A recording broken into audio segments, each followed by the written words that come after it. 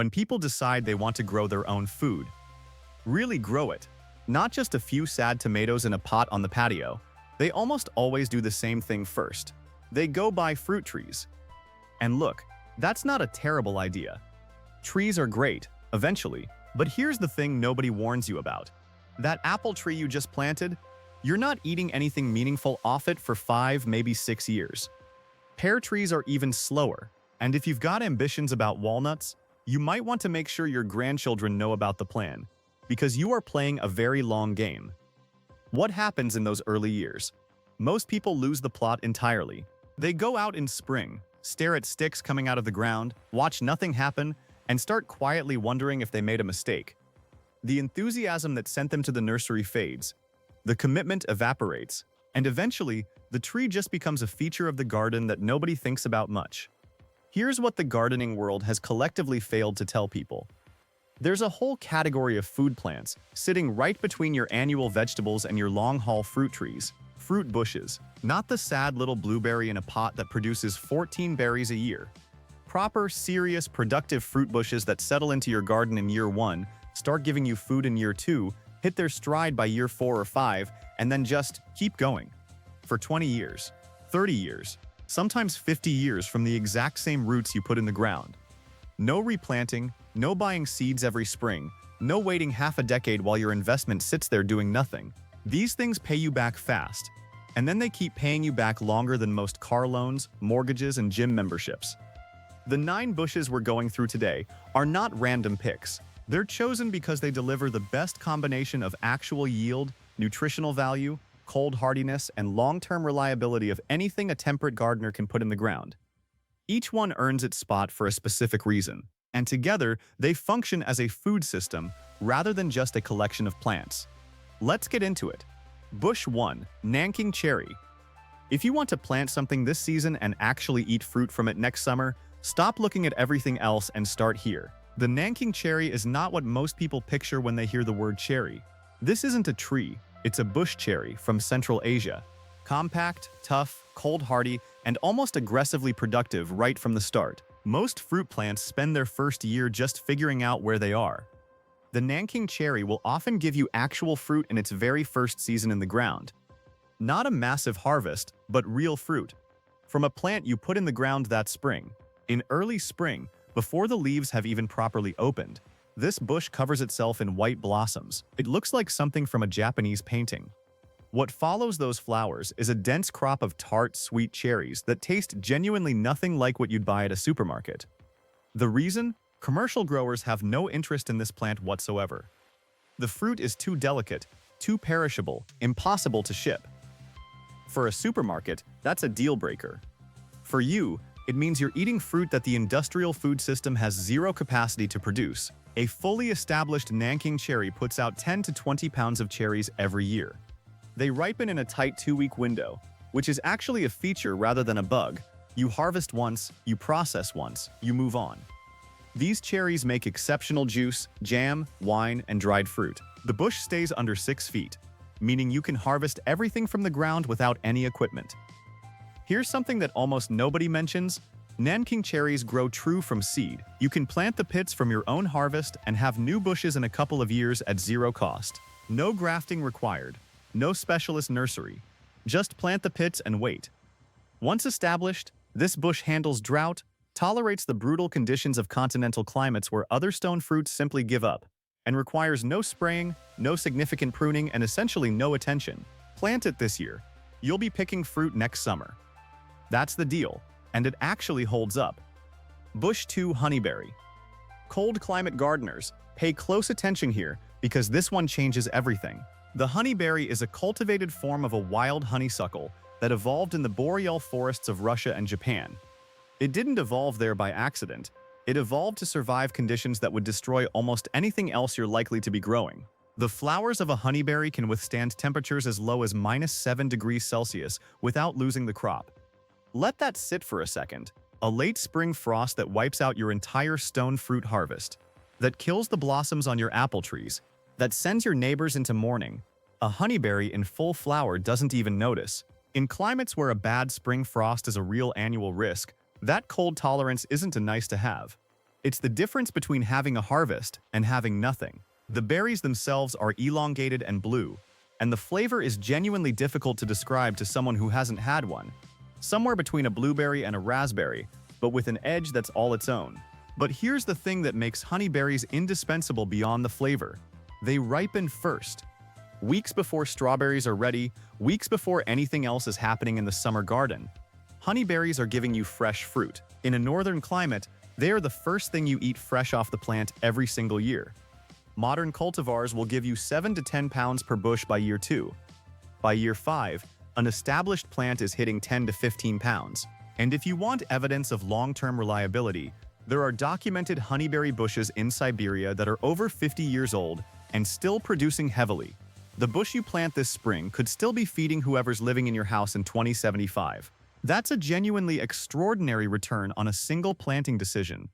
The nutritional profile is worth noting too. Antioxidant concentrations roughly 3 times what you'd find in blueberries. They prefer slightly acidic soil, which makes them natural companions to blueberries.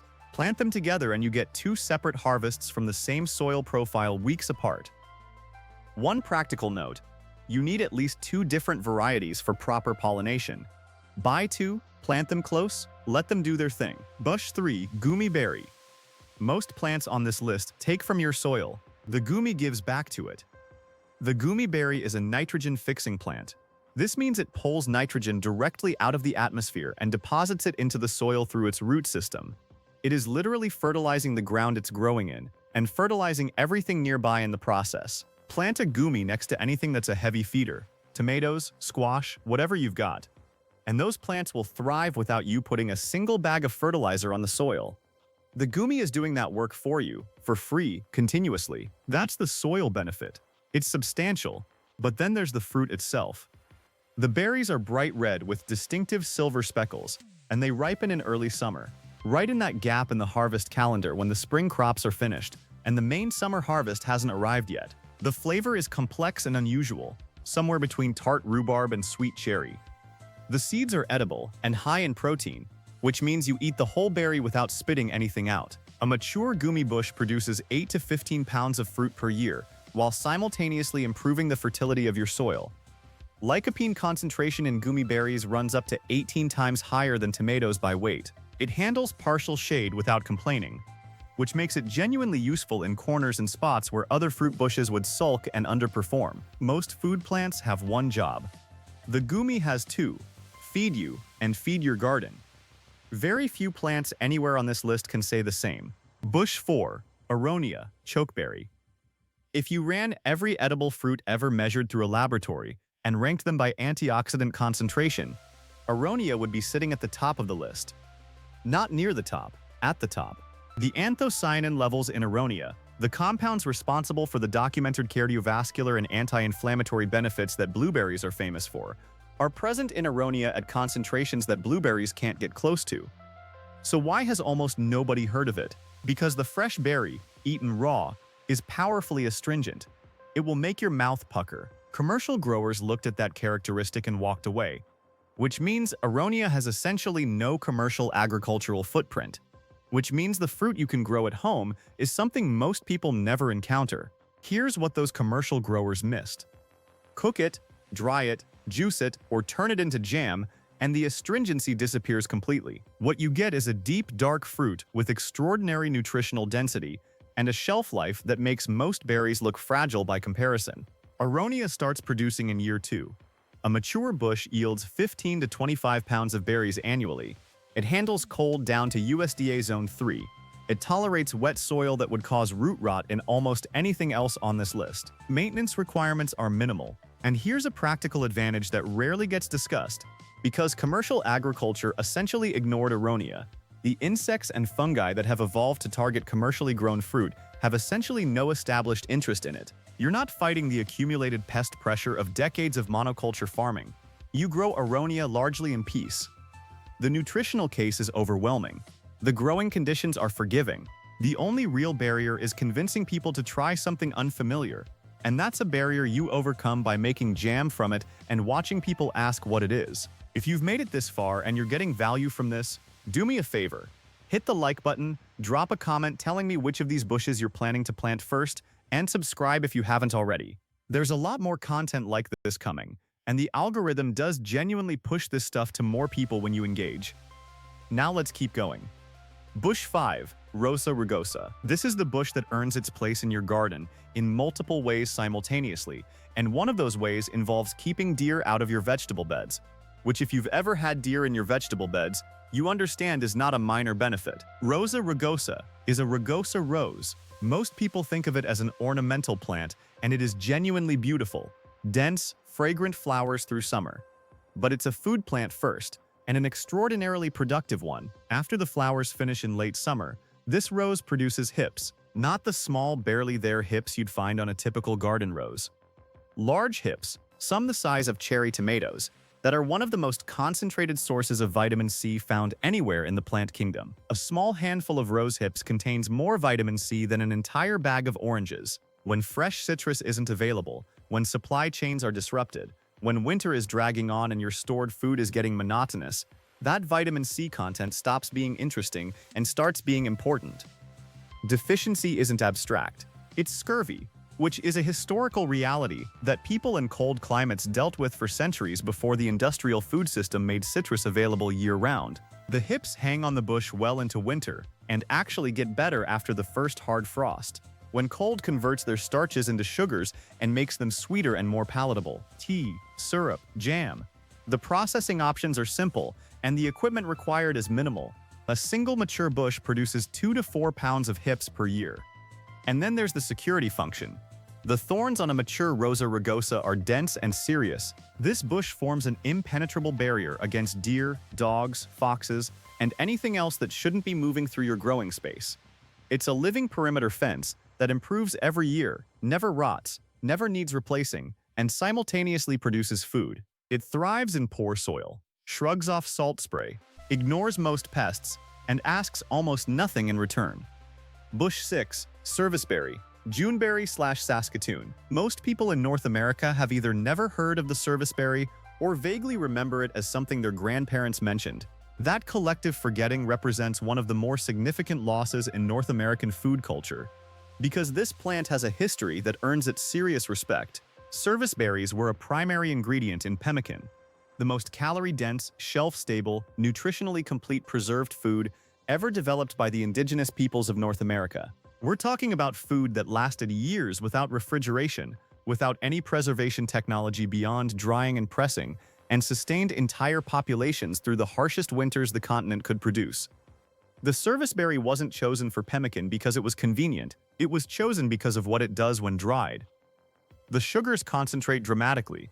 The shelf life extends to years. The nutritional profile, roughly 25% natural sugar by weight when fresh, combined with meaningful iron, calcium, and antioxidant levels, made it a genuine survival food rather than just a pleasant snack. Dried meat, rendered fat, dried serviceberries. 3 ingredients that together kept people alive through conditions most of us will never face. A well-established serviceberry bush produces 15 to 30 pounds of berries per year, unlike some of the other bushes on this list that dump their entire crop in a 2-week window. Serviceberries ripen gradually over several weeks, giving you an extended harvest rather than a single overwhelming glut. The bush tolerates partial shade, handles a wide range of soil types, is drought-tolerant once established, and can be managed as either a large shrub or a small tree depending on how you approach pruning in the early years. One honest note: birds love serviceberries with a passion that borders on obsessive. You'll need to either net the bushes or plant enough that you're comfortable sharing. Given the yield of a mature plant, sharing with the birds while still having plenty for yourself is entirely achievable. Bush 7, Goji berry. Almost every fruit you can think of is primarily sugar and water. That's not a criticism. Sugar and water delivered in a fruit matrix with vitamins and fiber is genuinely valuable nutrition. But the goji berry is doing something categorically different, and it matters. The goji is one of the only fruits in existence that contains all 9 essential amino acids. Complete protein in a fruit. That's rare enough in animal products and almost unheard of in the plant kingdom, particularly in something that also stores well, produces reliably, and requires minimal maintenance. 13% protein by dry weight, combined with meaningful levels of iron, zinc, and B vitamins, the specific nutrients that are most consistently missing in plant-heavy diets, makes the goji berries something genuinely worth paying attention to from a nutritional standpoint. The plant itself is a sprawling, vine-like bush native to the Himalayas in China. It is not a demanding plant. It tolerates drought, handles heat, grows in poor sandy soil, and, this is important, it actually performs worse when you overwater it or dump nitrogen fertilizer on it. Too much attention, and it puts all its energy into leaves and growth rather than fruit. This is a plant that rewards neglect, which is a characteristic that fits well into a food garden that you're not treating as a full-time job. The berries are best harvested and dried. Dried goji berries, small, red, raisin-like, store at room temperature for months without any processing equipment beyond a dehydrator or a few days of sun. A mature bush gives you 7 to 10 pounds of fresh berries per season, which reduces to roughly 2 to 3 pounds dried. The dried berries are where the nutritional density is concentrated. One management point that actually matters: the branches will root aggressively if they touch the ground, and the bush will spread in ways you didn't plan for if you're not paying attention. Keep the branches off the soil, and the plant stays where you put it. Bush 8 Jostaberry. The jostaberry is the result of someone looking at black currants and gooseberries, two of the most productive soft fruit plants in the temperate world, and deciding to breed a version that kept everything worth keeping and eliminated everything that made them frustrating. Gooseberries. Incredibly productive, nutritionally excellent, absolutely covered in thorns that make harvesting a miserable experience. Black currants. Deep, rich flavor, high nutritional value, susceptible to fungal disease and white pine blister rust in a way that creates serious management headaches. The jostaberry is the cross between them, developed specifically to address both problems. The thorns of the gooseberry? Gone. The fungal vulnerability of the black currant? Bred out. What you're left with is a bush that grows vigorously, produces berries roughly 3 times the size of a standard black currant, is completely thorn-free, resists the diseases that take out its parent species, and yields 10 to 15 pounds of fruit per year from a mature plant. The flavor is something you have to experience to fully appreciate. Tart and sharp when the berries first ripen, deepening into a rich dark berry flavor, reminiscent of black currant as they reach full ripeness. The larger berry size compared to currants means picking is significantly faster. A bucket that would take an hour to fill from a currant bush fills in a fraction of that time from a jostaberry. It handles partial shade well, which makes it useful under nut trees or in spots where light is limited. It leaves out early in spring and holds its leaves late into autumn. It stays productive for 20 years or more without needing to be replaced. And in North America particularly, it has almost no established pest or disease pressure, because commercial agriculture never adopted it widely enough for the relevant insects and fungi to develop a serious interest in it. We're getting close to the end of this list, and if you're still here, you're clearly serious about this stuff, which means you should definitely subscribe if you haven't already, and hit the like button. It genuinely helps this content reach more people who are looking for exactly this kind of practical, no-nonsense information. Leave a comment too. I read them, and I want to know which of these you're already growing. Bush 9 Sea Buckthorn. Everything on this list is worth planting. Sea buckthorn is in a category of its own. This is a thorny shrub native to the Himalayan foothills and the coastal regions of northern Europe, and it was designed by evolutionary pressure to survive conditions that would kill most other plants outright. -40 degrees Fahrenheit. Not Celsius, Fahrenheit. That's not a typo. Sea buckthorn survives temperatures that most food plants can't even get close to, which means that if you're in a genuinely extreme cold climate, this might be the only productive fruit bush on this list that never worries you even slightly. Like the gumi, sea buckthorn is nitrogen fixing.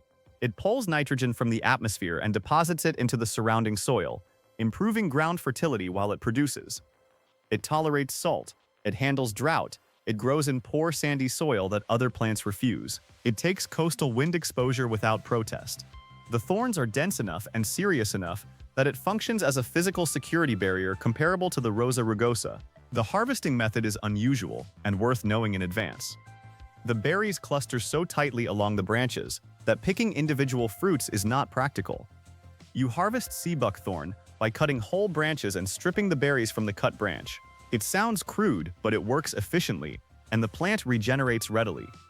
Now, about the actual nutritional content of these berries, because this is where sea buckthorn separates itself from everything else on the list. Vitamin C content, roughly 12 times that of an orange by weight. That's not a rounding error. 12 times. The Rosa rugosa earlier on this list was notable for its vitamin C concentration. Sea buckthorn makes the rose hip look modest. Omega-7 fatty acids. This is the one that genuinely surprises most people. Omega-7 is a fatty acid associated with skin and mucous membrane health, metabolic function, and cardiovascular support. And it is found in meaningful concentrations in almost nothing that grows on land. Sea buckthorn is one of the only plant-based sources of omega-7 that actually delivers it in useful quantities. Russian and Chinese traditional medicine have been using sea buckthorn preparations for centuries for wound healing, skin conditions, digestive complaints, and general vitality. Modern research has been going back through those traditional uses and confirming, one by one, that the mechanisms are real. Vitamin E, carotenoids, a full spectrum of B vitamins. Sea buckthorn's nutritional profile is not just dense, it's diverse in a way that covers gaps that most other berries leave open. The flavor is intense and sharp fresh, which makes it more palatable as juice, jam, or oil. The oil pressed from the berries and seeds is one of the more valuable plant oils available, used in skincare, wound treatment, and nutritional supplements, and it sells for significant prices in health food markets if you ever find yourself with surplus to process commercially. A mature female plant produces 5 to 15 pounds of berries per year. You'll need one male plant for every 6 to 8 female plants for pollination. So plan the ratio before you buy. Bush 10, black currant. Let's add one more to the list that deserves to be here on its own merits rather than just appearing in the Josta berry's backstory. The black currant is a European and Asian native that has been cultivated for centuries, and for good reason. The berries are small, dark, intensely flavored, and nutritionally extraordinary. Vitamin C content is roughly 4 times that of an orange by weight. The black color comes from anthocyanin concentrations that place it among the top tier of antioxidant-rich fruits. The flavor is polarizing, deep, musky, complex, and people who love it tend to love it intensely, while people encountering it for the first time occasionally need a moment to adjust. Grown in the right conditions, cool to cold climates, reasonably fertile soil, decent moisture, a black currant bush is one of the most reliably productive soft fruit plants you can grow. A mature plant yields 5 to 10 pounds of berries per year. It establishes relatively quickly and hits meaningful production by year 3. Here's the honest context. Black currants are regulated or banned in some U.S. states because they can host white pine blister rust, a fungal disease that affects 5-needle pine trees. If you're in one of those states, the Josta berry is your workaround. It's the resistance-bred alternative that gets you most of the black currant's productivity and nutritional profile without the regulatory issue. But if you're not in a restricted area and you're in a climate that suits them, black currants are a foundational soft fruit plant that belongs in any serious food garden. They process beautifully: jam, cordial, liqueur, juice. And the cordial in particular stores well and delivers the nutritional benefit long after the fresh fruit season has ended. Bush 11, gooseberry. The gooseberry is one of those plants that gets an unfair reputation because most people's first encounter with it is an unripe berry eaten straight off the bush, which is a reliably unpleasant experience. A ripe gooseberry, actually ripe, allowed to develop fully on the bush, is an entirely different thing. Sweet, complex, and in the better cultivars, genuinely exceptional fresh eating. Gooseberries are cold hardy, established quickly, and productive early. A mature bush yields 10 to 15 pounds of fruit per year depending on variety. They're high in vitamin C, fiber, and various B vitamins. The plants are compact enough that you can squeeze several into a relatively small space. The thorns are the honest downside. They're real and they're annoying. And harvesting without scratches requires either thick gloves or a level of patience most people don't have first thing in the morning. If that's a deal breaker, the Josta berry solves it. If it's not, and plenty of experienced growers find the yield more than compensates, gooseberries are among the most reliable, low-maintenance, high-productivity fruit bushes in a temperate climate. Modern thornless varieties have improved significantly, and if you're planting new, it's worth specifically seeking those out. The trade-off in yield compared to traditional thorned varieties has narrowed considerably in recent cultivars. How these bushes work as a system. Here's where it stops being a list and starts being a strategy. The Nanking cherry and the honeyberry are your early producers, fruit in year 1 or 2 while everything else is getting established. The gumi and aronia come into full production by year 3, and they're improving your soil chemistry at the same time. The serviceberry, jostaberry, and goji hit peak output by years 4 and 5. Through winter, when everything else is dormant, the Rosa rugosa is still hanging hips. They're improving after frost, getting sweeter, available to harvest on any dry day when there's otherwise nothing happening in the garden.